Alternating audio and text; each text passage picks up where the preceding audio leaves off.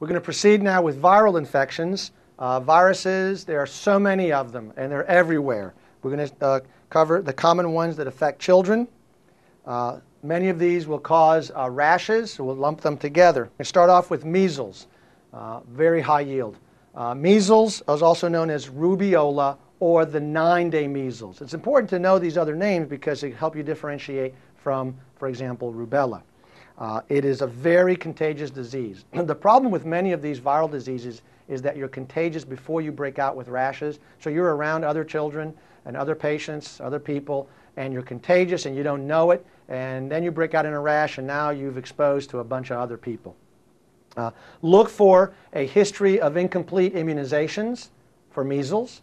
Also look for college students or high school students. It's now recommended that high school or college students get a second measles vaccine. There are 3 stages: the incubation stage, the prodrome, and then the final stage. The incubation period is about 10 to 12 days before the prodrome starts and about 2 to 4 days to the actual rash appearing. The prodrome, the way to remember it, are the hard C or the hard K sounds: cough, coryza, conjunctivitis, and Koplik spots. So here is another cause of conjunctivitis. We've talked about various causes throughout this entire pediatric section.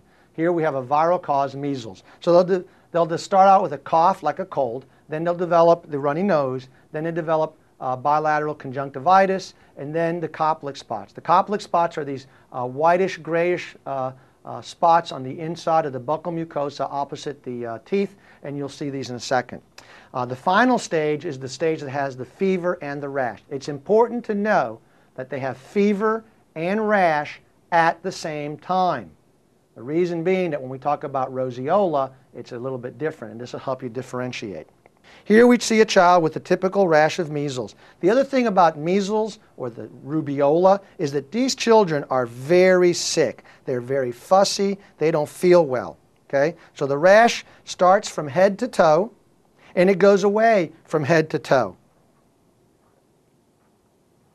These are the Koplik spots.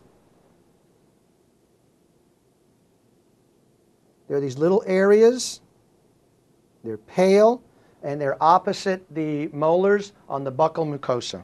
The diagnosis is basically clinical. You can get measles titers, but it's going to be a clinical diagnosis. Look for the history of the K sounds, and then look for incomplete immunizations and the rash. The treatment is basically supportive. In developing countries, they will give vitamin A, but it's mostly a supportive treatment. There's no antiviral for it. Complications of measles include otitis media. Otitis media is the most common complication. Respiratory complications in general are the most common complications of measles, otitis media in particular. They can also develop pneumonias, and they can develop an encephalitis from measles. And certainly we know that we can prevent measles if we immunize everybody. The next one of the viral exanthemus diseases is rubella. This is also known as the German measles or the 3-day measles. And typically it doesn't cause any problems to the patient that has it. The main problem with rubella is mom is pregnant, she catches rubella, we worry about congenital rubella syndrome. The incubation period is about 2 to 3 weeks, and you're contagious, as you can see, before the rash occurs, a couple of days before, until about a week after the rash is present. So you're exposing to other people before they even know you have the disease. I don't worry so much about the rash. The rash of rubella looks like the rash of measles. They call it a measly rash also. It's that reddish, slightly raised, coalescing rash, head to toe, but I worry more about the description of the lymph nodes. With rubella, for the exam, it'll be helpful because they'll describe enlarged retroauricular and posterior occipital lymphadenitis. That's a big key when you're looking at the test question. They may also describe what are known as Forsheimer spots. These are these little spots that are seen on the soft palate. This is also a clinical diagnosis. You don't need to run any special tests. There is no treatment for rubella, and it's a very mild, benign disease in the person who has it. Again, the problem is congenital rubella syndrome. Here's a child with the rash of rubella. Pretty hard to distinguish it from rubeola. Look for the keys of the lymphadenitis. The next one is roseola, also known as exanthum subitum. It is caused by human herpes virus type 6. This is a disease that is more common at around 6 to 15, 6 to 18 months of age. These patients will course with very high fevers. Remember that this is the same age range that we talk about for occult bacteremia. These patients don't look too sick, but they have very high fevers, and obviously the parents are worried. Sometimes they may have a febrile seizure. The temperature can hit 106 sometimes, Fahrenheit. After a few days, the fever will subside, and then within about a 24-hour period, the patient breaks out in a rash. That's the key. The key is they have fever first, then the fever goes away, and then the rash appears. With the other two diseases that we talked about, we mentioned fever and a rash at the same time. That's what really helps distinguish roseola from the others. There is no real test for this. It's a clinical diagnosis, and there's no treatment. They get better. The mumps, usually in the winter and spring. Now, when I talk about mumps, I'm actually mentioning the mumps virus. There are other causes of what we call parotitis. That's an inflammation of the parotid glands. I'm talking about the specific cause, the mumps. Again, look for a history of inadequate immunizations, a 2 to 3 week incubation period, and they'll start again with nonspecific signs and symptoms. But with the mumps, look for unilateral or sometimes even bilateral parotid swelling. So way up here in the parotid glands. They may have some cervical lymphadenitis, that's okay, but look for swelling of the parotid glands. They may have orchitis. Males may have orchitis. So I remember taking care of a child that was admitted because of a lymphadenitis and abdominal pain. They thought maybe he had an acute abdomen. The surgeon said, "No, it's not an acute abdomen, don't worry about it." The child had a slightly elevated amylase. Physical exam, it was hard to appreciate the parotids, but the next day he was complaining of scrotal pain, and he had orchitis. So orchitis is a common manifestation. It can be unilateral or bilateral. It will rarely cause sterility, but it is painful. This is also a clinical diagnosis. You can get titers, acute and convalescent titers, but it's a clinical diagnosis with the history and the physical exam. They can have a meningoencephalomyelitis as the most common complication. Most patients don't have any problems afterwards. They just need supportive care. Here's a child with mumps. You can see kind of full in the face, more so on this side than on this side. Varicella or chickenpox, we're seeing less of it now simply because we immunize. We give the varicella vaccine. It is caused by the varicella zoster virus, which is one of the DNA viruses. The incubation period is 10 to 21 days. You are contagious from 1 or 2 days before you break out with the rash until all the lesions are crusted up, covered over. Then you're no longer contagious. So the rash lasts for about a week. The lesions, they itch, and you can get a secondary infection from scratching. They can also turn hemorrhagic even without scratching.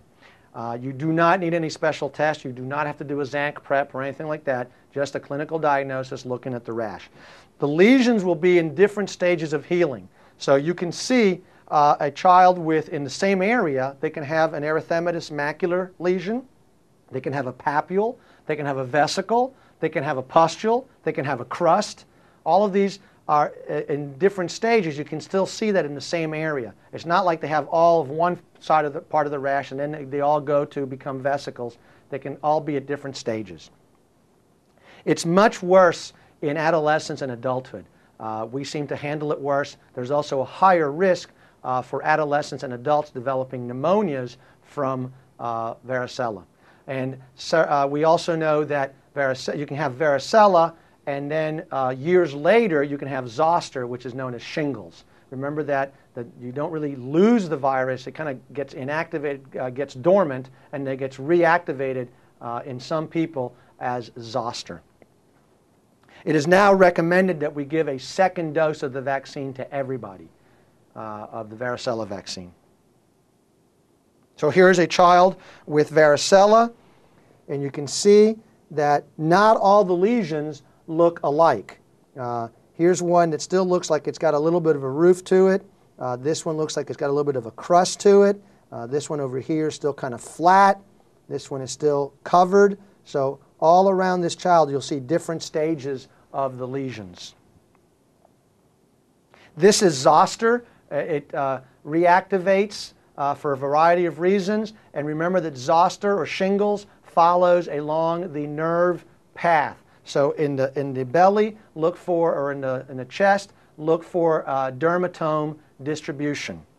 Grandma probably told you that if it goes all the way around to both sides, it kills you. Grandma's wrong, okay? You can get it on both sides, but typically it is along one side, a dermatome distribution. Fifth disease is another one of the viral xanthomatous diseases. It is caused by parvovirus B19 and typically doesn't cause any problems. However, you can have problems with an aplastic crisis if you have some underlying hematologic disease. This is the one that we call the slap cheek appearance. So they basically have two rashes. One rash is the slap cheek appearance. You'll see erythematous area on the cheeks. It looks almost like a sunburn. A secondary rash that appears later is, they call it the lacy or reticular rash, and it's on the rest of the body. That rash can also go away, but can sometimes be exacerbated a few weeks later, for example, with exercise. You're not contagious once you have the rash. Typically, they send you home from school as soon as they see the rash, well, you're no longer contagious when you have the rash. And most children tolerate it well. The problem is if they have some underlying hematologic problem, it can cause an aplastic crisis. Also, if mom is pregnant and she gets parvovirus B19, there's an increased risk of hydrops fetalis. Here, you see it's a little bit redder, almost like a little sunburn. Other viral diseases include Epstein-Barr virus, and this is the virus that causes infectious mononucleosis. It is an oncovirus. It is associated with cancers such as a Burkitt's lymphoma. There is some association with Hodgkin's lymphoma. It is known as the kissing disease, and this is because it is transmitted by close contact. You can also get it from drinking after somebody who has the disease, so it's a close contact. Typically look for flu-like symptoms that just last a lot longer and take longer to go away. Most flu goes away in 1 or 2 weeks. This patient is now 3 weeks down the road, 4 weeks down the road. They're very, very tired, and this is a consideration as Epstein-Barr virus or mononucleosis. On exam, look for lymphadenopathies. They will have a lot of palpable lymphadenopathies. Also, you can palpate the spleen. If that's palpable, don't be surprised. They also have huge tonsils, and they can have exudate on the tonsils. Some of the worst looking sore throats you'll see are Epstein-Barr virus. A third of patients may actually have an associated strep pharyngitis, but don't be surprised if you do a throat swab and the strep screen is negative and the culture is negative. Many times patients still get put on antibiotics for a suspected strep throat, and they develop what's known as the ampicillin rash, and that's almost pathognomonic. It's not an allergic response, but it's pathognomonic almost for mononucleosis. The diagnosis can be made on heterophile antibodies. You can do a rapid slide test. You can also do Epstein-Barr virus titers, and that helps you with the diagnosis. Sometimes the monospot is negative. The titers are a much more sensitive test. You do the monospot first. If that's negative, you can follow it up with the titers, and that is much more sensitive. The treatment is basically rest. Patients who have mononucleosis and the spleen is palpable should not participate in any contact sports because you can have splenic rupture. They are cleared for sports activity once they're feeling better and the spleen is no longer palpable. Sometimes steroids are given, particularly if they have impending airway obstruction from the very large lymph nodes in the mouth and in the neck. Sometimes steroids will help to prevent an intubation, but otherwise these patients are treated with supportive care. Guillain-Barré is a complication at times of mononucleosis. So we've talked about Guillain-Barré already. The influenza viruses, these are out there every year, right? There are various types of influenza, but the ones that cause the most problems are types A and B, and there's subgroups of all of them. Usually, they come annually towards the winter time, and they come basically from the, in our country, west to east. They start in Asia and work their way across the globe towards the east. We'll have one or two annually. Look for the colder months. Again, nonspecific signs and symptoms. It is aerosol droplet. It'll have abrupt onset of coryza. They may have conjunctivitis, a pharyngitis, and a cough. They can have fever and chills, and they're sick for about 4 days or so, and then they should start getting better. The diagnosis, you don't necessarily have to do any tests. You can pretty much say it looks like the flu, but you can do nasopharyngeal swabs and do fluorescent antibodies for the virus. You can also culture it out. You can do acute and convalescent titers. The treatment of flu is supportive.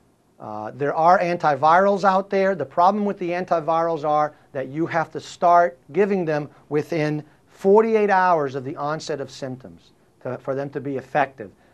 Consequently, most people don't show up at that time, and so they show up a few days later, and there's really no sense in starting it. So typically in pediatrics, we do not treat them. We just give supportive treatment.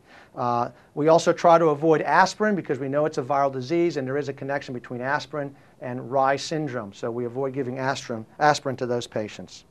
Acquired immunodeficiency syndrome, HIV and AIDS complex. We have a couple of different populations for HIV. Babies can get it from mom. The incidence of congenital HIV/AIDS or perinatally acquired is much less now. A long time ago, when I was a resident, babies had about a 50% chance of getting HIV from the moms. Now that we treat the moms with AZT, it's down to about 2%. So we've made a huge impact on that. Now, when we see HIV/AIDS, we see it in a different population. Number one, we screen the blood now for it, so now we see it in the older population, and adolescents get AIDS the same way that adults do with the same behaviors. It is contraindicated to breastfeed the baby if the mom has AIDS. That's another way of acquiring it. That's an easy way to eliminate it, is just don't breastfeed. And the newborn, usually they may have a rapid onset in the first few months. Since it is an immune deficiency, look for recurrent infections, recurrent otitis, recurrent thrush, infections that don't get better. That kind of history is what you're looking for. They can also have chronic diarrhea. If they're sick all the time, they may have failure to thrive because they're not gaining weight well. There's a disease classification for AIDS. Category A is mild disease. Category B is moderate disease, and Category C is going to be severe disease, or what we call full-blown. And there's certain classifications for it, for example, the severe symptoms, you have to have serious infections over a certain amount of time. But in general, I don't think they're going to have to, they're going to make you decide which way the baby is going as far as what the classification is. You just need to suspect it and look for recurrent infections, failure to thrive, opportunistic infections. Also, you can use CD4 counts, and again, they vary with age. So I doubt that they'll be asking you that on pediatrics. You may get asked CD4 counts on the adult on internal medicine, probably not in pediatrics. So we talk about mild, moderate, and severe suppression. Look for the recurrent bacterial infections and opportunistic infections. If the child has pneumocystis, if they get mycobacterium, if they get lymphocytic interstitial pneumonias, those are AIDS-defining illnesses. Other problems with AIDS include CNS disease, cardiomyopathies. It is a multi-organ disease. Enteropathy, they will have failure to thrive and waste away. They also have a lot of cutaneous manifestations and are at higher risk for malignancies. You may get asked about diagnosing AIDS in a child because it's a little bit different than in adults, and that's what they want to know if you know the difference. Remember that maternal antibodies will cross the placenta, and therefore the baby may test positive by conventional methods. So in the newborn, the best test is PCR to diagnose HIV. Remember that the antibodies can stay positive for up to 18 months because of transplacental transfer. Then they wane and they go away, so the baby might actually be negative via ELISA. So in the newborn, PCR. Again, I already mentioned that if the mom has HIV, start them on zidovudine before the baby is born during the pregnancy, and that really decreases the risk of transmission. Also, babies that are born to moms that are HIV positive, start the baby with zidovudine until you get your PCR back, and then you can also consider prophylaxis for PCP. And once the disease is excluded, you can stop everything. Coxsackie virus, we've mentioned it on several occasions since we started doing the pediatrics section, and it's responsible for hand, foot, and mouth disease. This is Coxsackie virus A16. The lesions can occur anywhere, but typically in the mouth, on the hands, and the feet. This is a clinical diagnosis. You don't need to go around doing swabs or anything like that, and it's supportive care. Sometimes these patients have a lot of lesions in their mouth, and they're not going to eat well or drink well, and they can actually get a little dehydrated. Also remember that Coxsackie virus is responsible for causing viral myocarditis. Other viruses include the adenovirus, which we've alluded to earlier. We talked about pharyngitis, conjunctivitis. Think of adenovirus. So it will cause a cold, and it can cause a conjunctivitis and a sore throat. The poliovirus. Polioviruses live in our GI tract and typically can cause respiratory diseases. It's when they get into the wrong places that they can cause the neurologic problems. So that's when we talk about paralytic polio. Paralytic polio is an asymmetric paralysis. Remember we talked about Guillain-Barré, and we said that was an ascending paralysis, but we said it was symmetric. With paralytic polio, we said, remember it's an asymmetric paralysis, and obviously remember that we do immunize against polio by giving the killed vaccine.